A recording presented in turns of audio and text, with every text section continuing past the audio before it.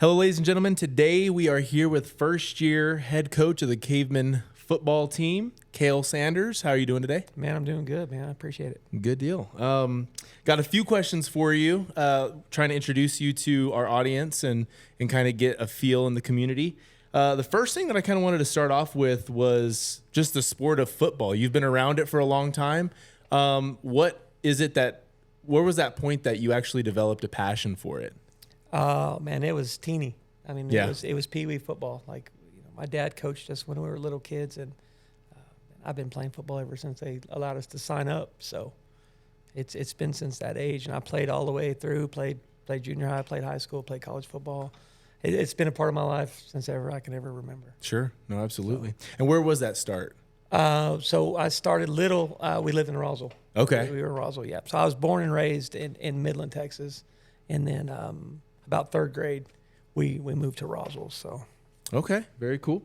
So your passion put you in a position to land in the Hall of Honors in Portales. Yeah. ENMU. Yeah. I've never heard you talk about this, so I don't feel like it's something that you bring up. No, but I saw it. This is amazing. So can you tell me about kind of what it took to get to that point? Yeah, I mean, I had a pretty good high school career. Lost 3 games my entire high school career. Wow. By a total of 5 points. Won a state championship my senior year. Was honored enough to actually go get an offer to go to Eastern. I actually committed to UNM, and that was when the whole Dennis Franchione, Rocky Long transition happened. And at the end of the day, Rocky Long brought his guys in, so I was scrambling a little bit, and Eastern had looked at me a little bit, and I made a phone call. And actually, I was actually pretty decent at baseball too. So when I actually signed at Eastern, I signed a dual scholarship to play baseball and football. And long story short, I had back surgery my freshman year. They sucked out 2 discs, fused a vertebrae together. Wow. Yeah, pretty wild for an 18-year-old kid, but what a start to a story of success. Yeah. So and honestly, out there at baseball, I'm like, God dang, I need to be at football. They were spring balling. I'm like, so I talked to Elliot and went full-time football, and I started as a redshirt freshman. Initially, I was on the defensive side of the ball. Ended up moving over just because they needed someone to go play wide receiver. And I'm like, it's a triple option offense. I don't really want to go over there. But there was also Tony Cavalier, which he's a Pampa boy. Andy Cavalier's older brother is now the head coach at Pampa. Okay. Anyway, he's an All-American free safety that was playing in front of me. So I was like, you know what? If I want to play, I'll go catch some passes. I'll go do that. So I went over, put a white jersey on, and never looked back. But had a really phenomenal college career. And a lot of that, the good Lord blessed me with speed. For being a white guy. So I ran a 4.39 at the combine. Wow. And that was the laser and the whole 9 yards, the button and laser, and so God gave me some speed, and I had a really good career. My stat lines every week were 3 or 4 catches a game because we were triple option. They'd man me up. I'd just run them off every play, and about every third series we'd throw a go ball, and I'd catch an 80-yard pass for a touchdown, and I would literally have 4 or 5 catches for 182 yards and 2 or 3 touchdowns. Yeah, it's pretty crazy, but it was really good. Got some looks. I actually had a sports hernia injury there towards the end of the career. But down the road a little bit, I get a phone call and saying, "Hey, you're being inducted into the Eastern Hall of Fame." And so that was 2018. Okay. So it was a pretty cool honor. I don't really they made me talk, right? So I had to get up and do a 10-minute. Oh, did you? Yeah, I was like, I don't really like talking about this stuff, but it went pretty quick and it went good. That's cool. But it was pretty cool. Did they put like a plaque or? So they have a whole wall of honor guys. Very similar to kind of what we have in the gym, but a little bigger and stuff. And I think they induct 3 or 4 people a year. So and actually it was pretty cool because I got inducted with Ed Cabrick, which was a trainer at Eastern when I was there, and my wife was actually a trainer underneath Ed. So I thanked him for hiring my wife because that's when we actually met. So that's cool. It was pretty cool. Yeah. Full circle. Yeah. Last year you moved to Carlsbad. You coached with Coach Oliver Sukup. Yep. And how do you feel like that might have helped maybe prepare you for this year, or was it just kind of a stepping stone? It was, I had been out for a little bit, and a little backstory on that. I was a teacher and a coach for 8 years, and then previous, my dad passed away. We took the family, moved it to Lubbock to take care of our family, and that's just, that's what you do. You take care of your family. Right. I was still involved. I helped we were at New Home, which is a little small town south of Lubbock, and I helped them out every chance I could with their X's and O's and in the box and stuff on Friday nights and everything I could. So I stayed involved with it. Sure. And then, Suka, made the phone call and it was time. Like it was just on my heart that I needed to get back in it. And it was a perfect opportunity. I came down. At first I was like, I ain't going to Carlsbad. Being a Goddard guy, like Carlsbad, blah, blah, blah. Yeah. Man, I came and I saw the facilities and I saw the potential and I saw the kids and man, me and Suka, God, I love that guy. He, we meshed and it was good and it clicked and he gave me full control of the offense. Like it was just a good fit. But when I got into it, there were some things that have changed a little bit since I had done. The technology in football now it's wild. As you know, like we weren't doing podcasts. Right. No, absolutely. But the huddle and it's so I had to catch up a little bit on that, but I think I'm fairly decent at that stuff. So we kind of caught on pretty good. But it was good, being with him and getting back in it. And he brought that college style. Sure. Kind of, there's some good and there's some bad to that, right? But he was loose with the kids. And I was in the field house with Sam Jernigan. I don't know if you know who Sam Jernigan is or not, but he's a storied Goddard head coach that kind of started that whole reign there. And he's, I'm trying to be nice here. A little more strict. Yeah, he's crazy strict. And I played underneath him. He's a great coach. He got more out of kids that, he made those kids. He got so much out of kids that just were three-legged dogs, you know what I'm saying? Right. And they go win a state championship with it. That's crazy. So he was great in that sense. But yeah, he was a little different. He was very strict, and there was no, you get on a bus, we don't talk. Like, and then Sukup's like, let's bless music, let's rock and roll. And the kids are different today, and they really are. You have to treat the kids different, and the world's different. Definitely. It's not a good thing. It's not a bad thing. It's just different. You got to adjust. The game's changed too. The game's changed quite a bit. But so I think being with him and seeing the other side, and I've been in some other programs. I was at Midland Lee and I was at Portales. Okay. And then helping with New Home, of course. But I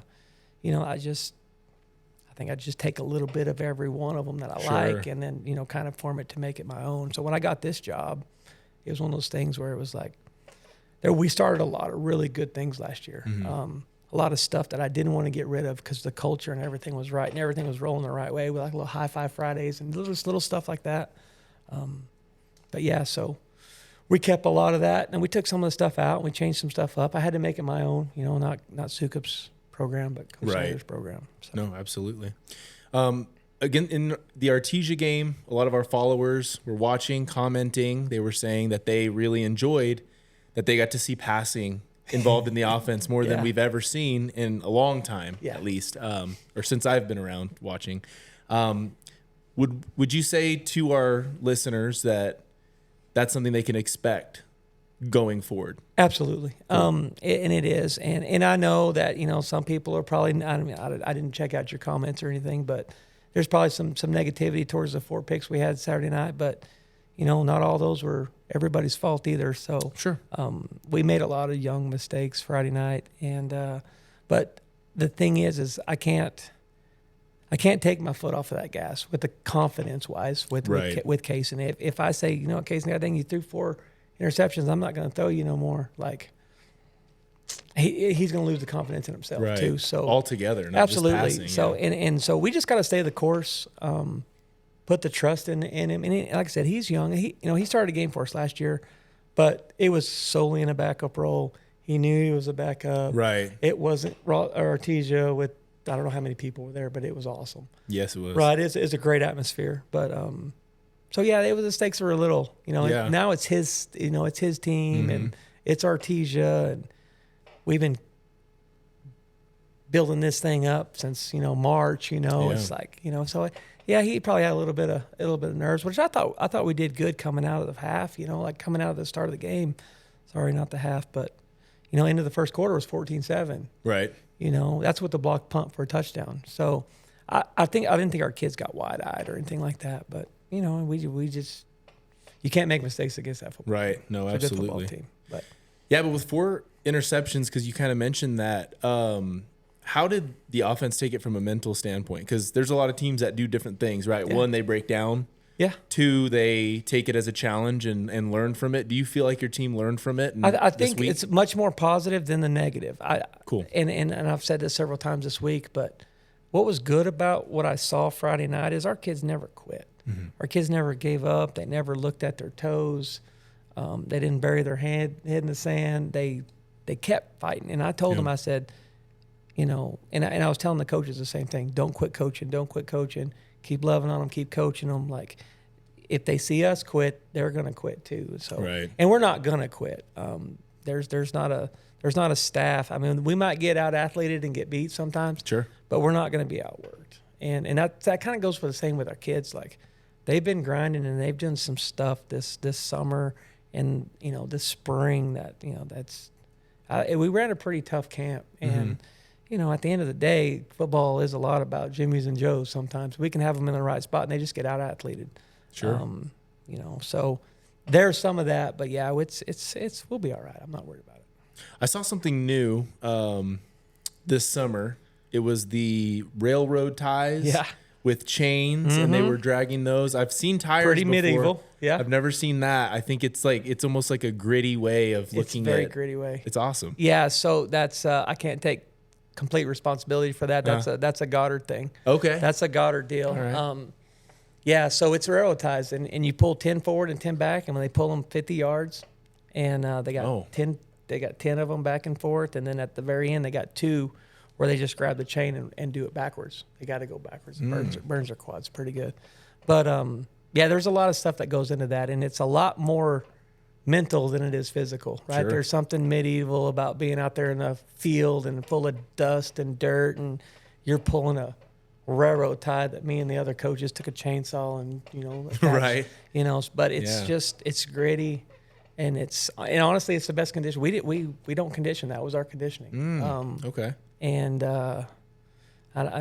we took our JV to Loving for their first JV game, and we played their varsity, which seniors against sophomores. Sure. They did okay. They held their own, but they probably had to stop the game probably 7 or 8 times because Loving was cramping up, and they were pulling people off the field, and our kids were rocking and rolling. And so it's one of the greatest things in the world to me. Like, we'll never stop doing it. And we pulled them all the way up until Artesia week. And that's kind of the summer deal. And if you miss a day, you owe me 10 ties. And, if you don't have your 10 ties done before, the hour's up that I give you to pull it, you start over and you still owe me. Yeah. So it's the kids get it. They love it. It's kind of fancy now because we got nice harnesses. Sure. So back when I was pulling them, they were the old railroad, tire tubes.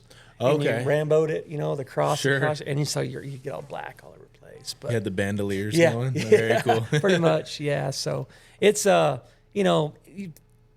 guess if you're like a sports physiologist or whatever those, muscle guys are, but it's probably the same movement as, pulling the sleds on the field, right. But there's just something about it. Sure. And it's hard to put your finger on it, but it just makes gritty kids, and that's we were lacking some of that too. So I think that's really helped us. And it's kind of like almost like a hardship through practice. Yeah. My experience in practices when we hated something, or we kind of grew closer talking about it, just saying, man, we got to do this. It's a bond. It's a bond builder. Yeah. Those guys, it's crazy because if anyone that I know, past Goddard players, they pull ties. It's like a brotherhood, like, oh, you're part of the club, you know. So those kids will get that way with that, and it'll be cool. And that's when I first got the job. Like 4 out of the 5 texts were like, "Get on them ties," So I had to make sure that got done. Absolutely. The Goddard Rockets. What do we know about this team homecoming night? Pretty much the ties. Wow. The grid, because they're still pulling them. And Coach White, Coach White's the head coach there. Me and Coach White were in the field house together for a long time. I know Chris well. And he hasn't changed much. He's a Goddard dude through and through. He's from Hobbs, but we converted him. Nice. Yeah, so that team's going to be a tough team. It's going to be a gritty team.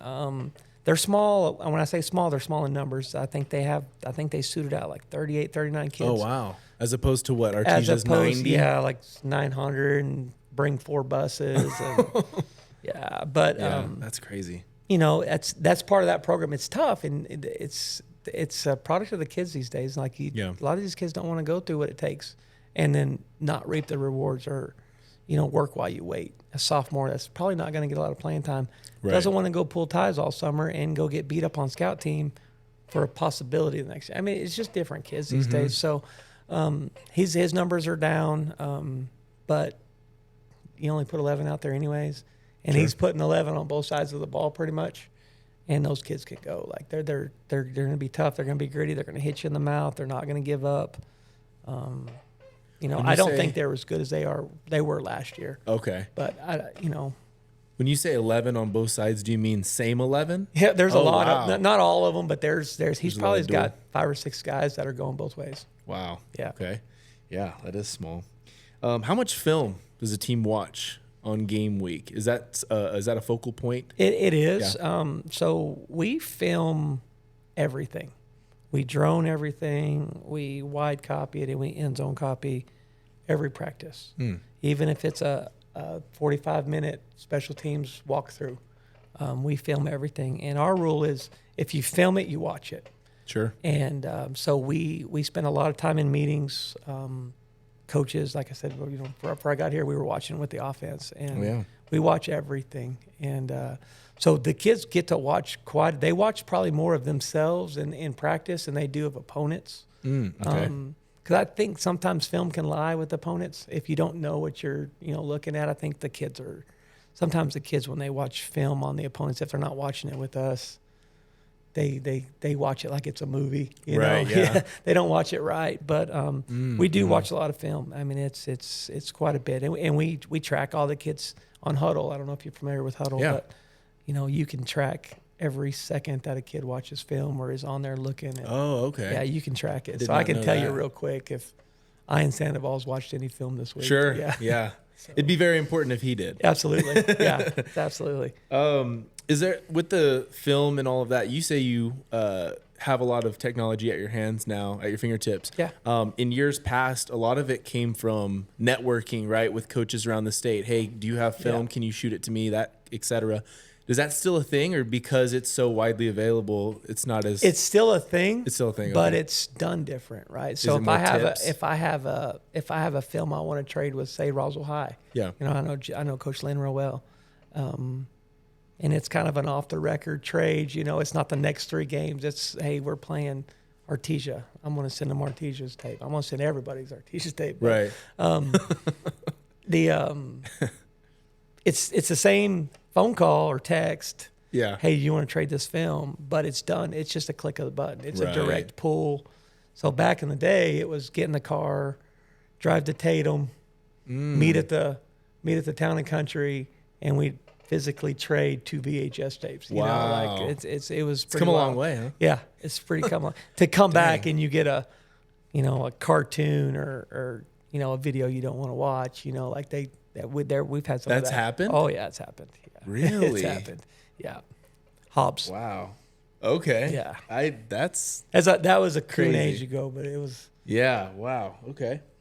Cason Perez, he's been the trusted QB he's been trusted in the QB position in his first year full-time varsity. What is it in week 1 that you really liked that you can really build off of? Because we talked about that there's the ups and downs. Yeah. He's getting that spotlight now. What did you like that you think he's going to be able to There was a lot of things that I was like, Cason, that's really good. That's beyond your years. Cool. And it's little stuff that people might not see, but the ball that we dropped for a walk-in touchdown. I don't know if you noticed that we snapped the ball 3 foot to the right, and he just reached out and knocked it down. And he had the gumption enough to know where we were going, pick it up, get his eyes up, and throw a dime. The ball was just dropped. I mean, it was a walk-in touchdown. And then he threw several balls. A couple of them got dropped, but the one ball to Easton, man, there was people in the front, the back, the side, the left, and it went through everybody and hit Easton right in the hands, and we dropped it too. So there was a lot of stuff like that, and he made some decisions and some checks too that I was like, that's good. Like it's you see glimpses of really good stuff, and when I was watching film on that stuff, we're 1 or 2 people away on every play. Right. Honestly, it's not a whole lot of just physically getting beat, which there was some of that, of course, right? Sure. But a lot of it was just silly X's and O's. We didn't kick, or we didn't down, or we didn't run the right route. One of the interceptions, the receiver, it was a communication deal. Never got to play. So he ran off, and it was one of those quick balls. It was like come out of the mesh, and don't even worry about the laces. Throw it, and that's what he did. At the time he let it go, he looks up, and there's nobody there. I know exactly which one you're talking about.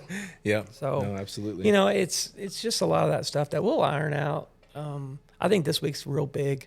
I think if we come out and no matter what the outcome is, if we come out and play and don't do what we did second quarter, kind of implode a little bit, we'll be okay. Sure. If it goes the other way, it's going to be a long year. Absolutely. But, okay. Going into this year, and I've been brutally honest with everybody that I've talked to about this football team, and I tell them we're young and we're going to make young mistakes. And there's an old adage, right? You basically you can count a loss for every sophomore you start. And I'm like, well, I don't think we have that many games. Wow. Right. But this whole thing is and I'm not throwing anything away with the guys that we have right now as far as seniors, like not at all. Like we're going to play our hearts out for those guys, but the future, the next 2 or 3 years, we got a really good freshman class. They're like 62 strong. Wow. Yeah, crazy. Like we had 25 or something last year.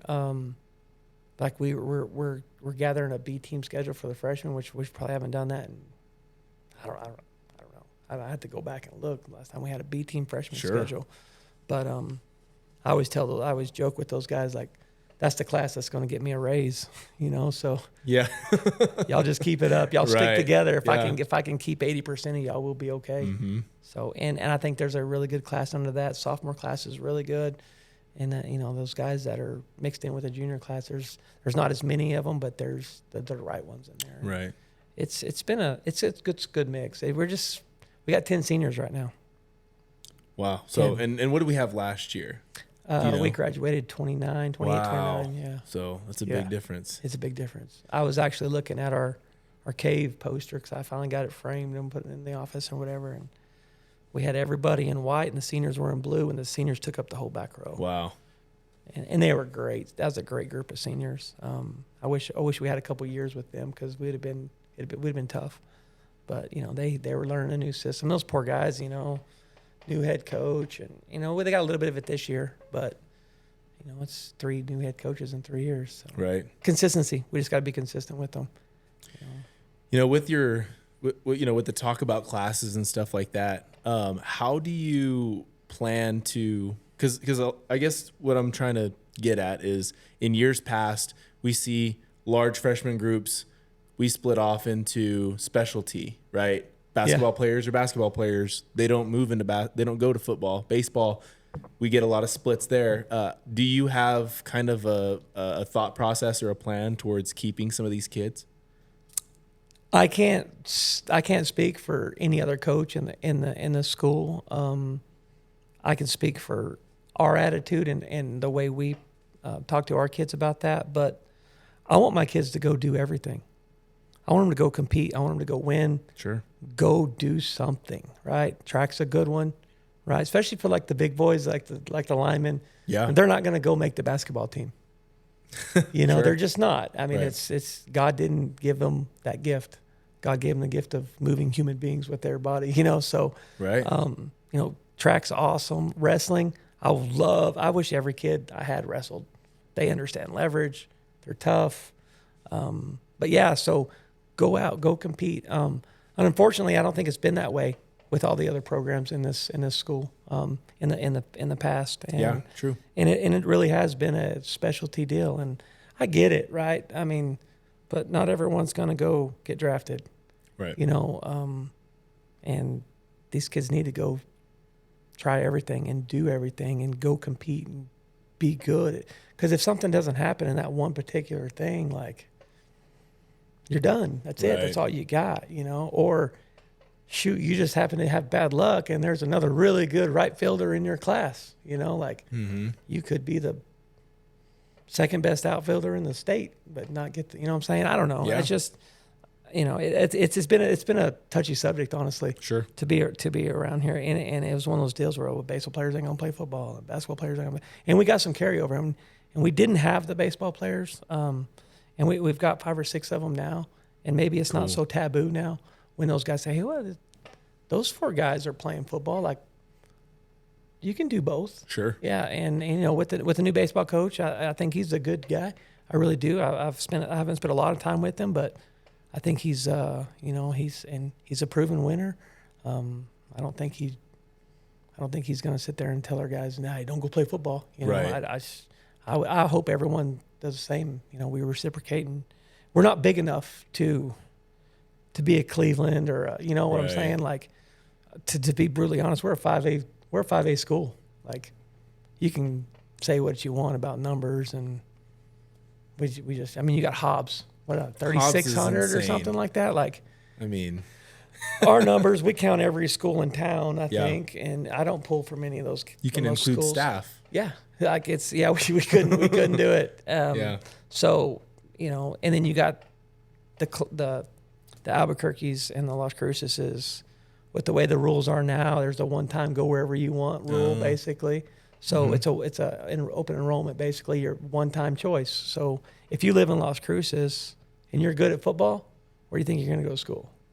You're going to go to Centennial. You're going to Centennial. And if you're good at basketball, you're going to go to whatever school's good at basketball. Cruces might be the basketball squad. But if you're good and you live in the Metroplex, if you're good at football, you're going to Cleveland, Rio Rancho, or La Cueva. You've seen programs like Manzano and El Dorado and Sandia just kind of because if you're a dude, you're going to go play for one of those 3 schools, and it's turned into basically an all-star team. It's recruitment. It's exactly what it is. Yeah. And the old one-horse towns, Carlsbad, Clovis, Hobbs, that used to be the thing because I got every kid in town. I didn't have to share. I think if they went back to true blue district lines would be nice, but I'd also like to go to 5A, but I don't get a vote in any of that. So. Right, yeah. True. This is your second year here. Give me just in general, not football necessarily, what do you love about Carlsbad? I don't know. I just live at the field house. No, Carlsbad's not bad. I was a little worried at first, but there's a lot of really cool things about Carlsbad. Honestly, it's a cool place. You got the river and you got all the outdoor stuff, and you got the lake out there. And I'm a big outdoors fishing guy, and it's got a lot of that stuff. The people in this town so far have been pretty good. I know it's got some oil field troubles, but that's what you're going to have with oil field. Sure. But there's some really good things that come out of oil field, like lots of kids. Right. Absolutely. Lots of tax money.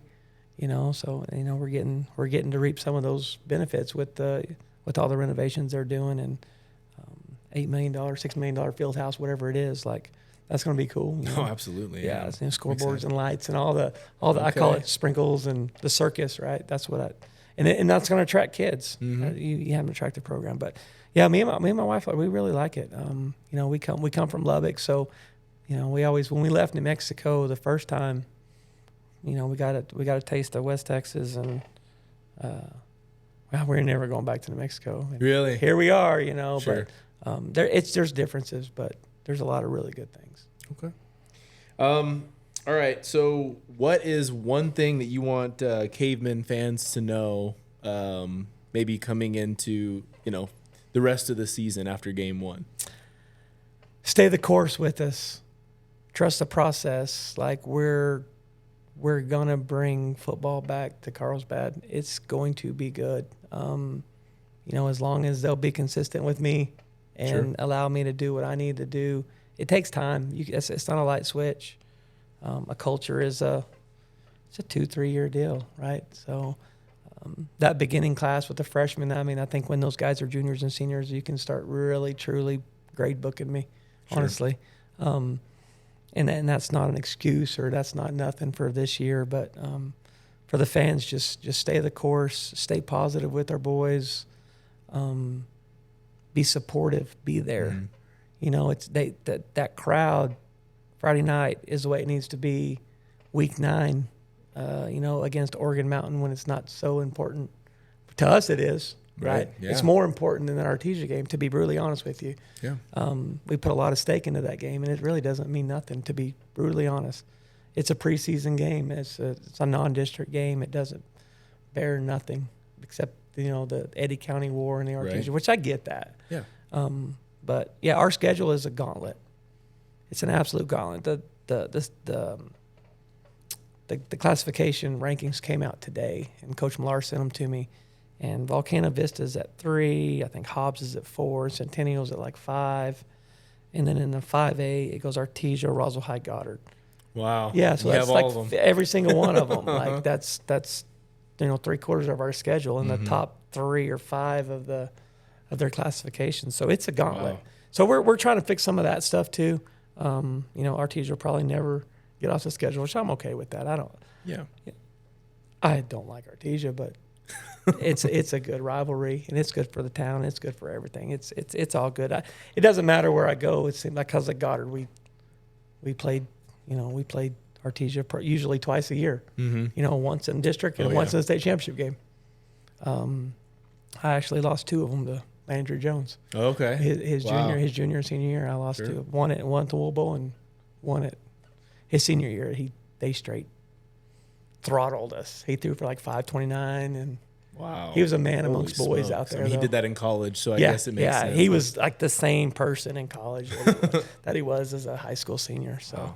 But it is impressive. But yeah, just for the fans, just support the kids. Come out there, be positive. Just be there for them. I tell those kids every day, this community loves you. Like, there's some boo birds. There's always boo birds, but this community loves you, and they'll do anything in the world for you. Just go out there and represent them, and that's the trade-off, right? We got to go out there and give you something to be proud of, and so that's what I ask from the fans. Just be there, be supportive, stay positive with them. Awesome. Thank you, Coach. Absolutely. Appreciate it. It's cool. It's been a good time talking to you, and we look forward to watching you on Friday. Cool. I'll be there.